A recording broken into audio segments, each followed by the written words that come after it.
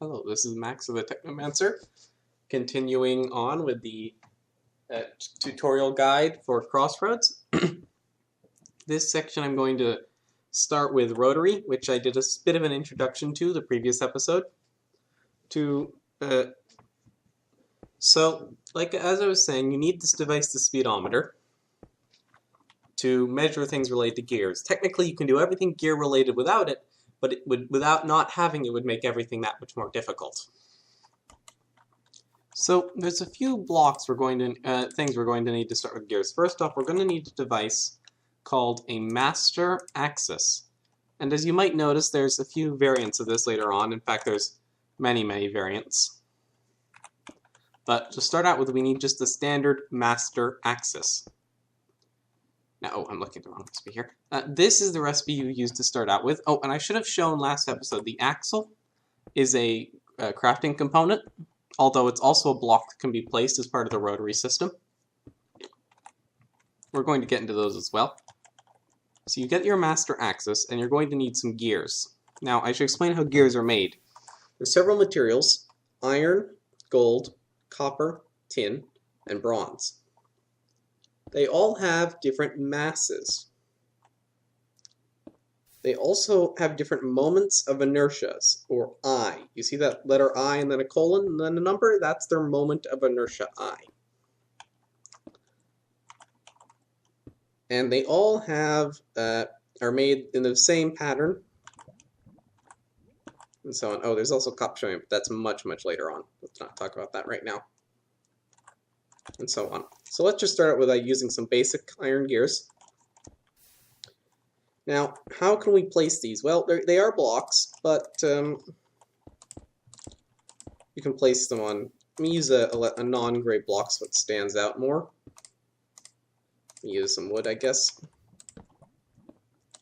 Place it on the top of block. You can place it on the side, and you can place it on the underside as well. They need something solid to attach to, break the block and the gear falls off.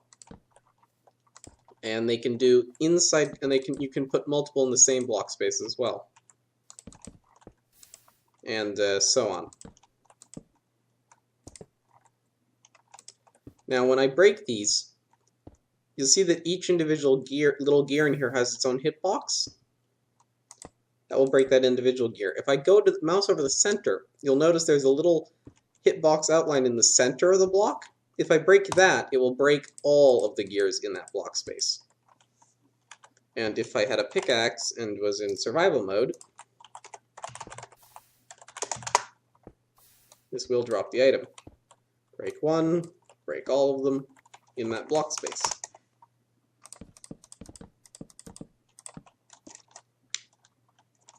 So when we make now we're going to make a network of gears. And every network of gears needs at least one master axis. And by at least one, I mean exactly one. So you can face this device any direction you like. The front is the one with the little hole in it. And you need exactly one master axis per network. And you place a gear on the front. And now you know that your gears are connected when they're rotating to lock into place. Before, when they weren't connected, they weren't rotating and they were just all being like this. This one is connected, you can see, because it rotated to fit the adjacent gears. And so on. These gears can connect around inside corners. They can connect around outside corners. They can connect adjacently like this in a line. They can connect in any way you would expect, really. Now, just for demonstrations, I'm going to get a device called a hand crank. This is the manual way of generating rotary energy. And we can see it's working when I hold right-click on a gear, it's spinning the gear, and it's getting all the others to move. Now, I feel like I should apologize in advance, but we're about to involve some math here.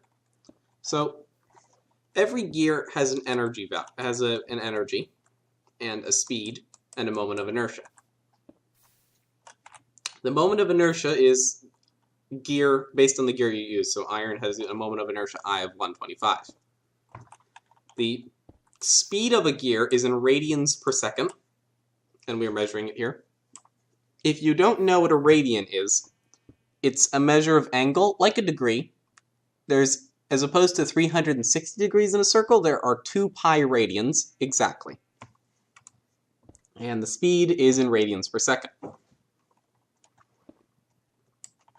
Now, the energy of a gear is defined as equals. Now, okay, so the symbol for speed is a lowercase omega, which looks like a W, so I'm just using W's. So E equals the speed squared times the moment of inertia divided by 2. So the energy of this gear would be let's call that point, as you can see here, I just right-clicked it, and that's staying on there. If I calculate this manually, I can type in, I've got a calculator here, 0.446 squared, speed squared, times the moment of inertia, which we saw for iron gears was 125, and divided by 2, and I get 12.43, yada yada, and that rounds to what you see there, 12.44. Approximately. So yes, that is the equation used, but you can just use a speedometer and it'll tell you the speed and energy of a gear. Now, technically in real life, energy is always positive. However, for Crossroads, I've defined it that if the speed of a gear is negative, then the energy is negative. In real life, you would say the energy is positive no matter which direction the gear is spinning, but it's my mod, I can do whatever I like, so. And it made the code easier, so live with it. Sorry, right. We're defining positive speed as clockwise, negative speed is counterclockwise. This is the exact opposite convention from real life, but it's my mod, I can do whatever I like. So, yes.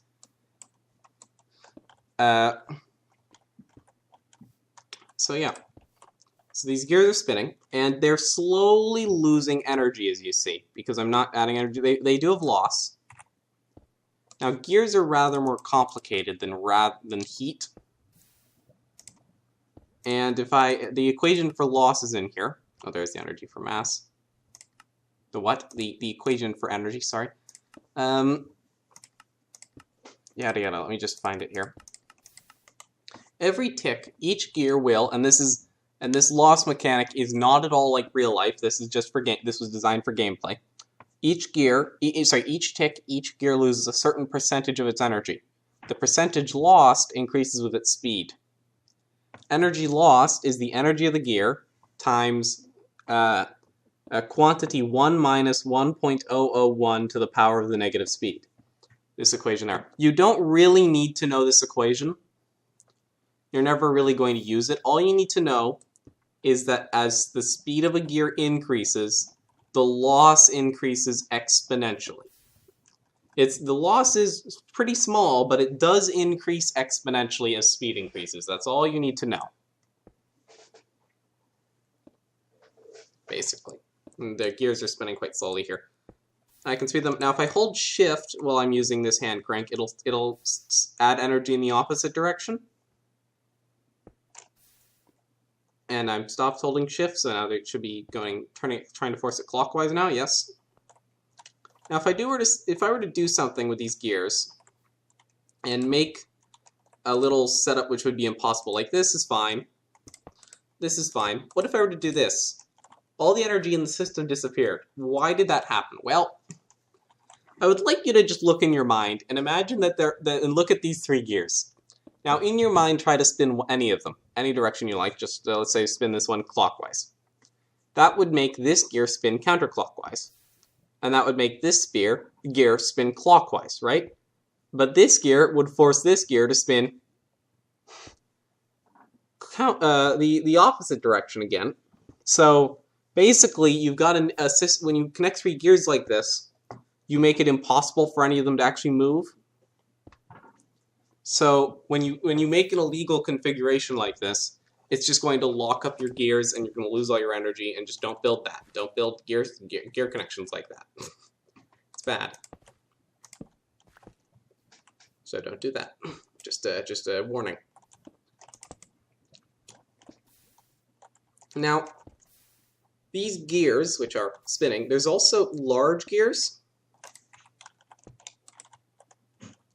which are 3 by 3. And if you know anything about gears, you'll know that this gear is spinning at 1/3 the speed of this gear because it's got 3 times the radius. And you would be correct.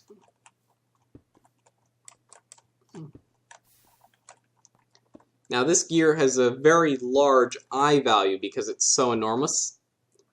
The I value is, I'm not going to give you the formula for I. Basically, as the radius of the gear it increases, the I increases, and as the mass increases, the I increases. I'll tell you that. Every device which can be connected to the gear system will tell you its I value in the tooltip. Just be satisfied with that. Just use that value. Don't bother trying to calculate it.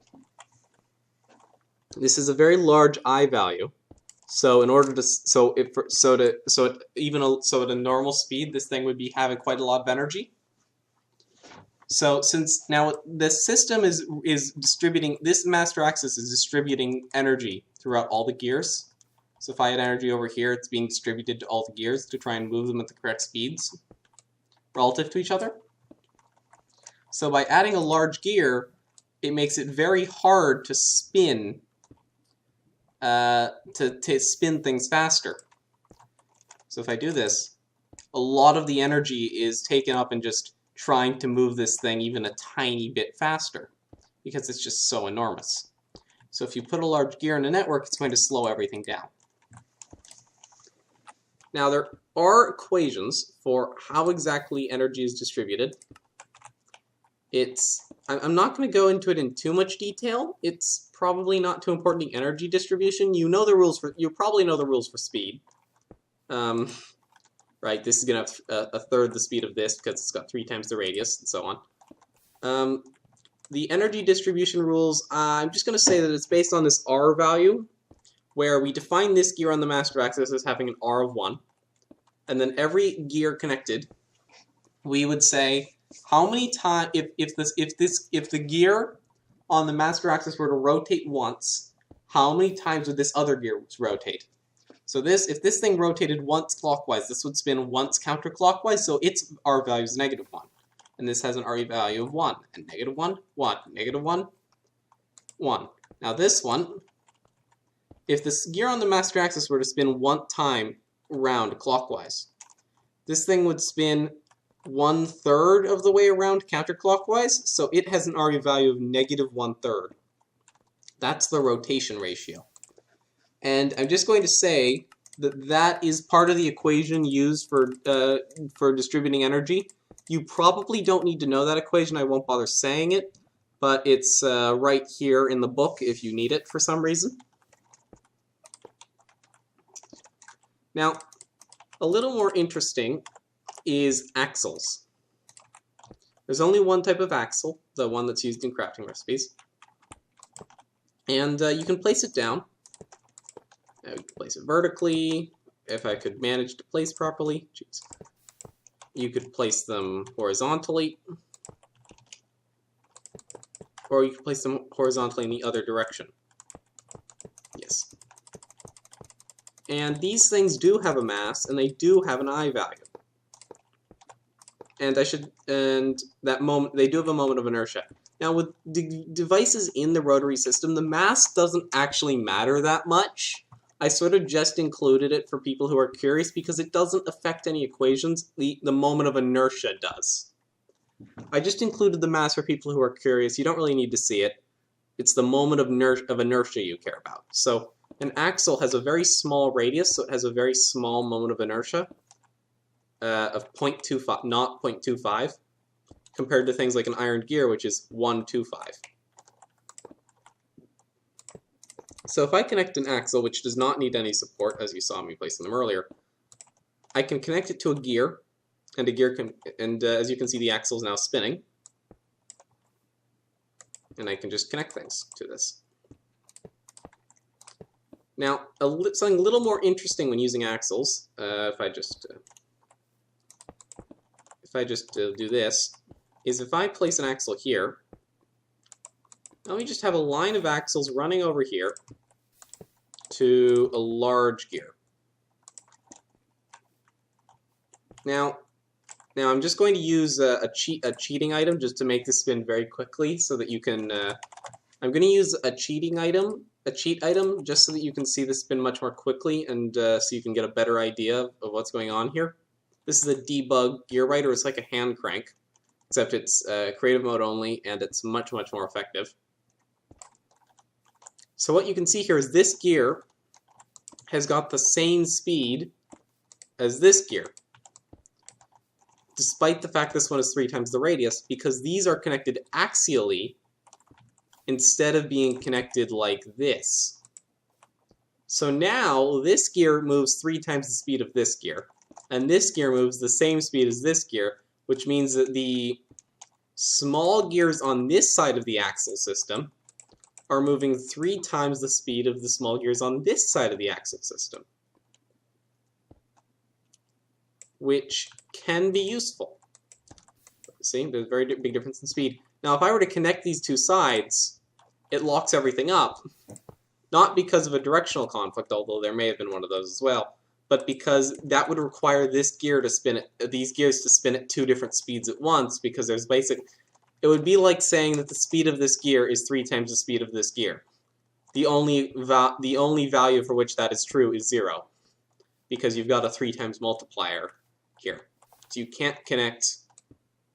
Yeah, you've got to be careful about this. This is where the rotation ratio comes in, because this has a rotation ratio of 1, this has a rotation ratio of 1, this has a rotation ratio of 3, so now you're connecting something with a rotation ratio of 3 to something with a rotation ratio of 1, and you're not allowed to do that unless you're connecting something that would convert it back, like a large gear. Okay, now we've got a direction conflict, so that's fair enough. I can fix that. There, it should... No, I've got it wrong again. I know what I'm doing, I swear. Hold on. There, that should fix the direction conflict. No. Why did I just do that? I just realized I tried to fix this with a large gear. That is not how it works at all. It's not a direction conflict. Sorry. I was making a bad example.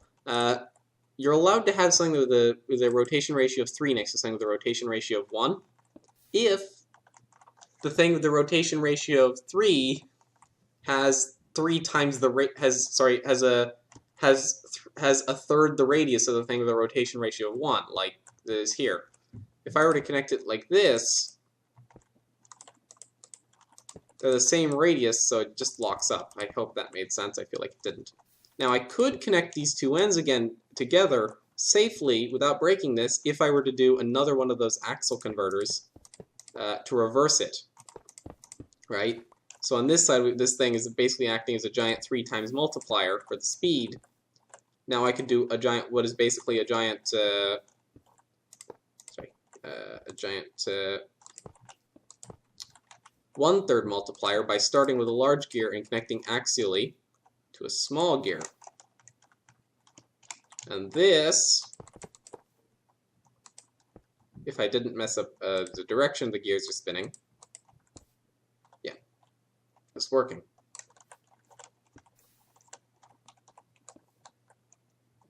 Very nice. Large gears you cannot have multiple large gears in the same block, by the way. I feel like I should mention this. You can't fit them in with a small gear. You can connect them around corners like this, but only to these 4 bits. You can't connect to these corners. I hope I've explained the connection rules clearly. But basically you can use something like this to make a 3 times multiplier for the speed. That's the main point I was trying to get across there.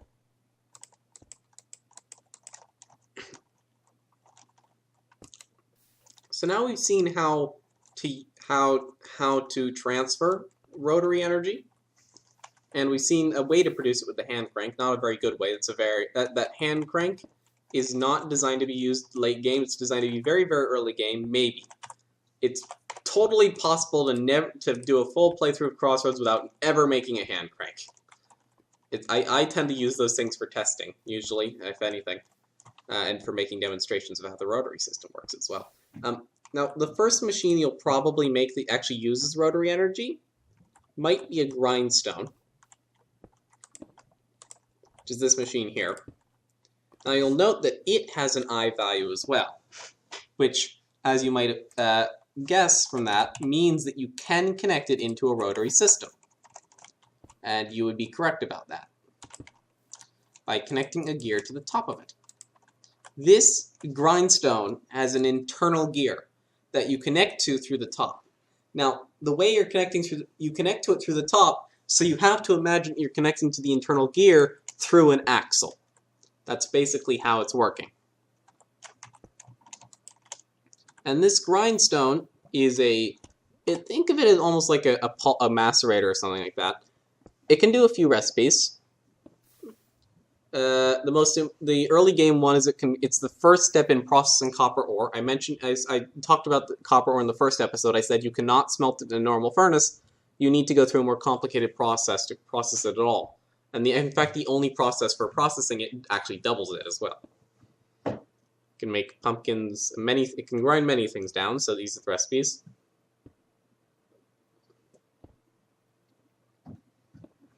This is a mashed potato, by the way. It's just a food equivalent to the baked potato. So if you want to, instead of cooking your potatoes, you can just mash them instead. Some of these recipes are useful for automation, like this one, and this one. Others are just being more efficient, setting up farms faster, and so on. Now, if I get some copper, or I put some in here, you'll see this isn't running.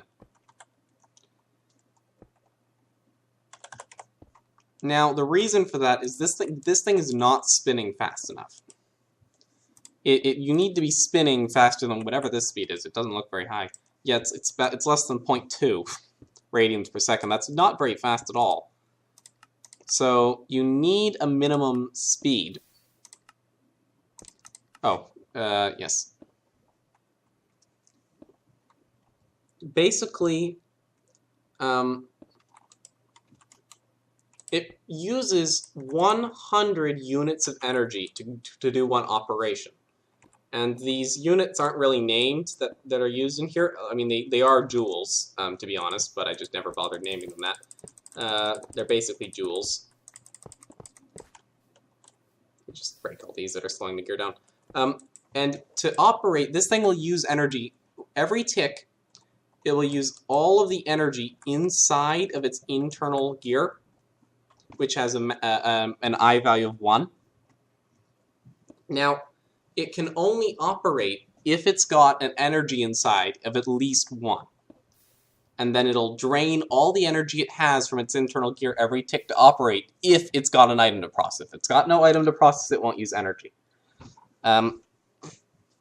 So if you can get it to higher speeds, then every tick it'll have more energy inside it, so it'll run faster because energy is redistributed once a tick. So if we were to try and run this thing, if we need this thing to run, we need a minimum speed of energy of 1 inside this thing, and it's got an I value of 1. Then if we say energy equals 1, then we need a speed of 1 divided by 1, 1 energy divided by 1 for I, so that's 1 times 2. We needed a speed of square root of 2, at least. Basically, we need a speed that's higher than this. This is really quite slow. It is certainly possible to use a hand crank and a small gear system to just use a hand crank to power this thing. It won't power it very fast, and it'll take quite a lot of cranking to get it to go fast enough. But it will eventually run. There. And you can, of course, insert and extract into this thing with hoppers and pipes and so on. You're not really meant to power this thing very much with the hand cranked. If you're ever going to power this thing with a hand crank, it's sort of imagine that you would do that very early game to do things like maybe process a few copper dust very early game, just so you have enough copper to progress to the automation if you can't be bothered to get if you can't be bothered to get it to go digging high up enough to get a lot of native copper ore or something like that. You should really be trying to move to the general rule of playing Crossroads is move towards automation as quickly as possible. So you've got your grindstone that uses energy. We can use it to make copper dust. We can't smelt copper dust. If I go over to, let me just place down a normal furnace. Just to prove that you really cannot smelt this at all, this dust. I can't, it's not even, if I put some coal in here, you will see, very interestingly, that nothing happens. It doesn't cook. Because the first processing step of processing copper ore is a grindstone. The second step is to filter out the sand, because you don't want to go clogging up your system with sand. You need to filter it out somewhere. And then you need a heating crucible. So we'll get to that later. Right now we need to continue on with Rotary. I'm sort of jumping back and forth between topics, sorry. So there are other things that use rotary power. For example, a drill, which I talked about a lot yesterday, or not yesterday, a previous video. And we've got one here, actually, so I'll just use this one as a demonstration. A drill, which is just made from iron, uses rotary, has an internal gear. You'll connect to the back. It doesn't need anything to support it or anything. You can face it up and down and whatnot. And it can break blocks. And as you can see, it's breaking cobblestone and it's going into a hopper. Now, the faster it's moving, the harder the blocks it can break. If it's a very slowly moving, it might only be able to break dirt. As it gets faster and faster, it can break more and more things. So, for example, at very high speeds, it can actually break obsidian, but you need to be at very high speeds to do so. I mean, I'm not... and remember, energy loss with gears increases as you go to higher speeds, so you're going to need to be producing more energy to be able to combat the more power to combat the loss at those speeds. Like, I'm not going to be able to get this thing moving fast enough with just a hand crank. With automation, I can do it, certainly. With this cheaty item, I can do it. But we had to get to quite high speeds to get to that. 4 and 5 might not seem like high speeds, but they really are, because it's quadratic. It's speed squared is in the energy equation. So yeah, and because loss increases exponentially with speed. Also, this thing is quite a potent weapon. If I keep inventory on for a reason, because I'm now going to go in survival mode. Yeah. The faster it is spinning, the more damage it does. And it also does armor piercing, it ignores armor. So because I just used that debug gear writer to get it to high speed so it can break obsidian, it is instant killing me. And if I were to put on diamond armor, it would ignore the diamond armor and kill me anyways. Unless it's lost enough energy to slow down by now, which it may have. We just make sure it's still at full speed. If I just do this, yeah, it ignores armor, as you can see. So this could be quite a potent weapon, because at high speeds it instant kills you. And at low speeds it just does a lot of damage instead. Now this is a very low speed, so it's not actually doing much of anything. Yeah. And the exact formula for converting speed to damage is in the book. Now, it draws 0.5 energy per tick. It just uses it. Whether it's actually operating or not, it just uses 0.5 energy per tick. So you're going to need... So that's a thing to note. I've actually made systems where I've used these almost as a heat sink for rotary power, where I've just wanted to vent rotary power for some reason or another. And we'll get to reasons why you might want to do that much later on. Those are very special cases. So these can work for that, for example. But yes, drills, very important. And yeah. So now we can. So now, if you're thinking, you're probably thinking, I still can't automate heat production with all these things, because, well, not very easily, because sure, I can automate breaking the block under the heat exchanger, which I mentioned last episode, but I can't automate powering the drill because I would need a hand crank. Well, there is, of course, an automatable way to produce rotary energy, and that is with steam power. Yes, this is a very complicated mod. And steam power is very, very simple. There's only 3 blocks related to steam power. It's very simple. It's just got a boiler, a pump, and a boiler, a turbine, and a radiator. But we'll get to that next episode. Before we get to next episode, we're going to start talking, or video. We're going to start talking about steam, doing fluids with Crossroads, and integrating all the things I've just shown you into making one of these systems. And I'm also going to talk about probably the heating crucible, the fluid cooling chamber, the sorting hopper, and the slotted chest if I can fit all those things in next episode.